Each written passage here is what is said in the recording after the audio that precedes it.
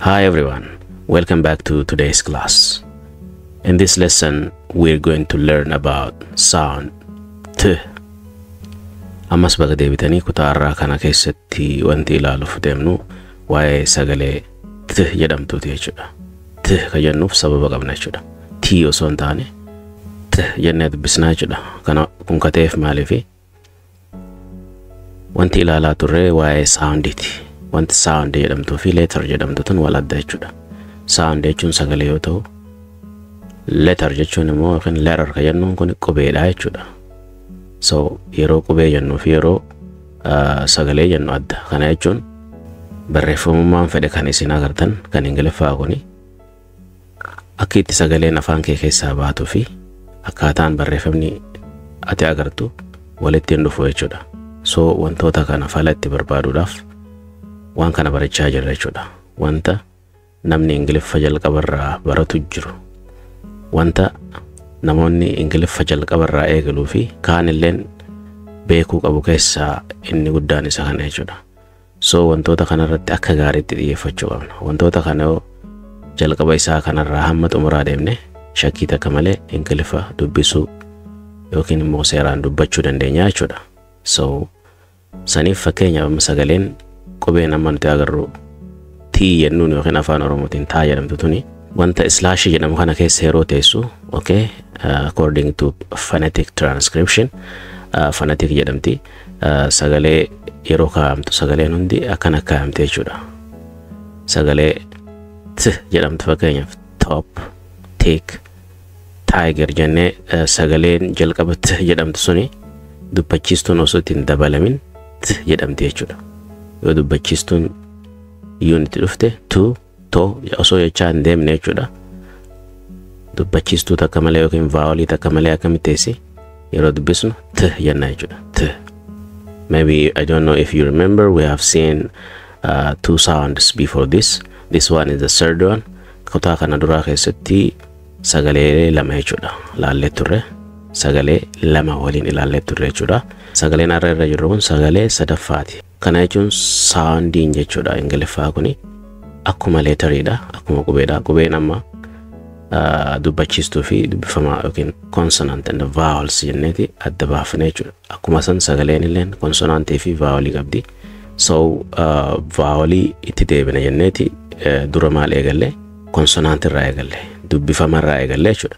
Dubbifamaan nuti jalqabarratti fi lammaffaarratti ilaalaa turre sagalee b jedhamtuu fi p jedhamtu jechuudha. Pa osoo hin taane yoo akka leeteritti dubbisne p jennee dubbifnaa. So akka sagaleetti immoo p jennee dubbifna. Akkasuma leeterii b jedhamtu ilaalle. So kanallee b jennee dubbifnu jechuudha. Akkasuma san sagaleen inni sadaffaadha. Akkaataan isaan itti ka'an akkaataa itti wal fakkeenya isaaniitiin akka ABCD irraa deemnu sanii miti jechuudha.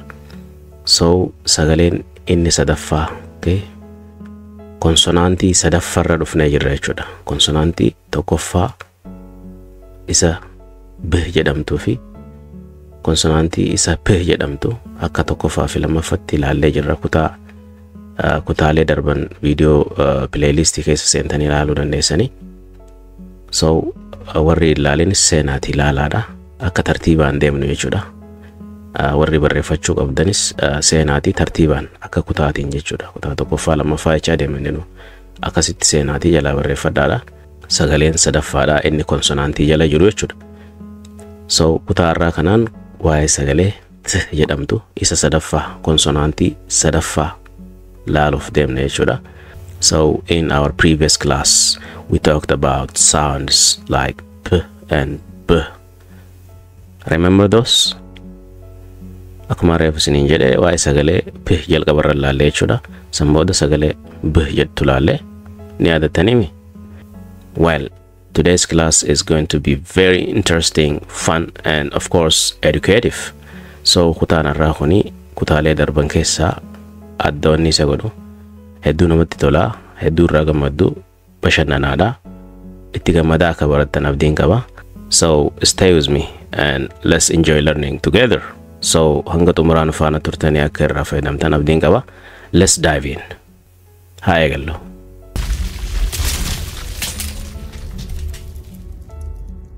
Okay, so we earlier said this is the phonetic transcription of sound t. Akkaataan isin teessoo akkasi slash jidduu galtee teessee jechuudha yeroo hundaa'u. Akka fakkeenyaaf amma dictionarylee gurguddaa Oxford fi kana yeroo kan ilaaltan ta'e akkaataa jechi sun itti dubbifamu yeroo pronunciation isaa ilaaltan jechoota akkana jechoota jechuudha wordiilee jechuudha akkanatti fidee kaa'ee jechuudha. Qubeen hundinuu sagaleen hundinuu okay akkuma qubeedhaa san waan bakka buutee hin qabdi jechuudha. Tokko tokkoon kan ilaallu ta'a. So sagaleen t jedhamtu tuni as in tap jedha. Jecha akka tap jennu kun sagalee tanaaf keessaa qaba jechuudha. So yeroo sagalee takka ilaallu wanti nuti jalqabarratti ilaallu maali? Sagaleen sun voiceless moo voiced ka jedhu ilaalla jechuudha. Amala sagalee sanii jechuudha. Sagalee dhabiyyee fi sagalee qabiyyee jedhameeti adda baha jechuudha sagaleen tokko. Jalqaba waa'ee sagalee yeroo ilaallu okay sagalee qaba moo sagalee hin qabu ka jedhu ilaalama jechuudha. So sagaleen t jedhamtuni when we say voiceless it means that the vocal cords don't vibrate. Vocal cords jechaan maal jecha akka ta'e beektani? Maal jechuudha?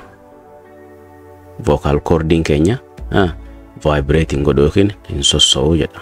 Maal jechuudha vocal cord jechuun? Vocal cord jennu when we say vocal cord it means a vocal folds. It is two small bonds of muscle. It is located in our larynx.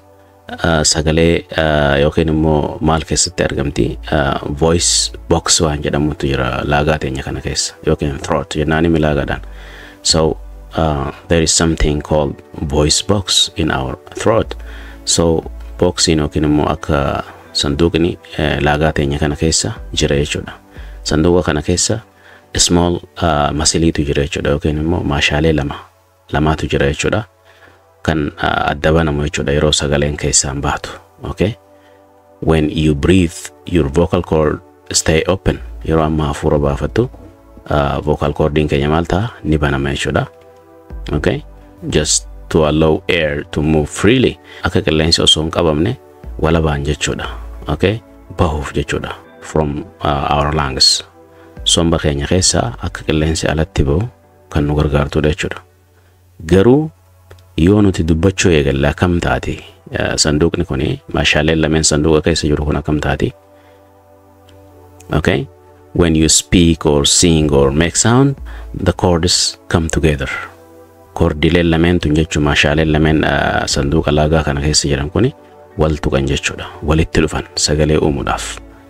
And vibrate. Sanbooda socho'uu hollachuu eegalanii jechuudha. Vibration uumu eegalanii. So sagaleen ilma namaa kun akkasitti uumamti jechuudha. Okay? Wanta Rabbiin ilma namaatiif kenne guddaa keessaa isa tokko jechuudha. Vocal cord jechuun. So simply vocal cord means a place where the sound creates. In simple terms, the vocal cords are the part of your throat that makes your voice. Okay? Gabaabumatti kutaa laagaa keenya keessaa ishee sagaleen teenya keessatti uumamtu jechuudha. Kanaaf sagaleen t jedhamtu tun yeroo uumamtu vibrating gootu jechuudha. Maal? Vocal cord keenya. So now we know what exactly vocal cord means, right? So amma beeknee jirra mtire vocal cord jechuun maal akka ta'e bakka sagaleen keenya keessatti uumamtu kuni vibrating godhu yeroo san maal jennaan voiceless jedhamti. Sagaleen tun voiceless jedhamti amala isii keessatti.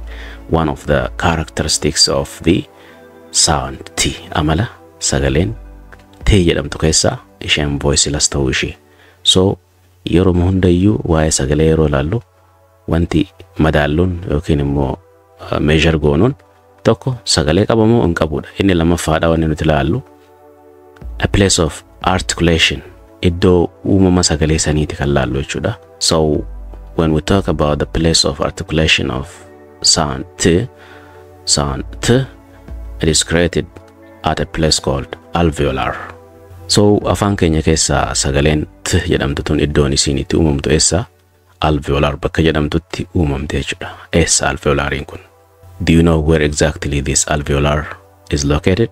Bakka inni itti argamu ni beektanii? Eessa alveolar jennu? alveolar. As keessatti ibsee jira. Tongue touches the ridge just behind the upper front teeth jedha. Asirratti arraba keessan fuutanii afaan keessan keessa fudhaan eessa geessitanii ilkee lameen duraa kanaan tuytanii ilkee lameen sanirra oloo yoo siitan maal argitu? Iddoo takka argattan jechuudha. Bakka jajjabaa wayii takka jira ilkee lameen teenya gama gubbaa. Okay? Bakka agartee wantoota jajjabaa ol kaka'aa tokkotu jira jechuudha. Afaan keenya kana ilkee lameen gama gubbaatiin jechuudha. Arraba keessan achi yoo geessitan sagaleen t jedhamtu tun akkasii uumamti. Fakkeenyaaf jecha top jettu jedhaati ilaalame. Arrabni keessan eessa dhaqe ilaala. Suuta jedha ilaala. Top gizeettan arrabni eessa dhaqe bakka tuqeene beetanii bakki fiixeen arrabaa keessanii tuqesan alveolar jedhamti. Okay? So place of articulation in sagalee tida eessa alveolarida. Sagalee ni qabdi moo qabdu? Is it voiced or voiceless? It is one of the voiceless sound. Again bakki itti uumamtu articulation isaa bakki sagaleen kun itti uumamtu jechuudha. Alveolarida. Sadaffaratti wanni nuti sagalee takka madaalluun manner of articulation akkaataa itti jedhamudha jechuudha. Okay? So sagalee qabu moo qabu eessatti uumamaa fi manner of articulation ogeenu akkaataa sagalichi itti uumamudha jechuudha. Bakkaa fi okay? Bakkaa fi akkaataadhaa fi sagalee qabu moo qabuudhaani saawandii takka madaalla jechuudha. Sagaluma fuuldura barannu hunda wantoota sadeen kana keessa galchine ilaalaa dabarraa jechuudha. Okay? So when we come to the manner of articulation of sound T, it is one of the plosive, okay? Or we can say stop. Air is blocked, then released suddenly.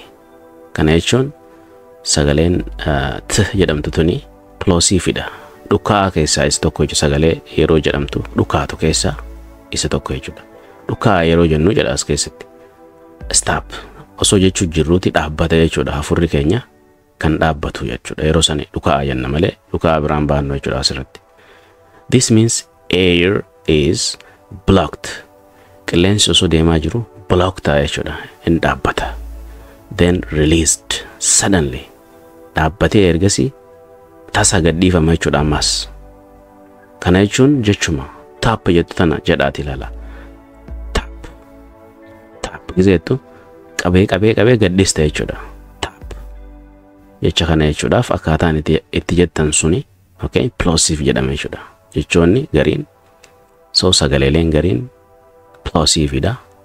So manner of articulation isaa plosive dha jechuudha. Kan qabamee gadhiifamu keessaa tokko jechuudha. Okay? So walumaa galatti waa'een description sagalee t jedhamtu it is voiceless alveolar plosive jedhamti jechuudha. Sagalee dhabiyyee bakki itti uumamtu alveolar bakka jedhamtuu fi plosive dhukaa keessaa sagalee dhukaatuu keessaa isa tokko jechuudha. Wantoota sadeen kanaan describe ta'a jechuudha.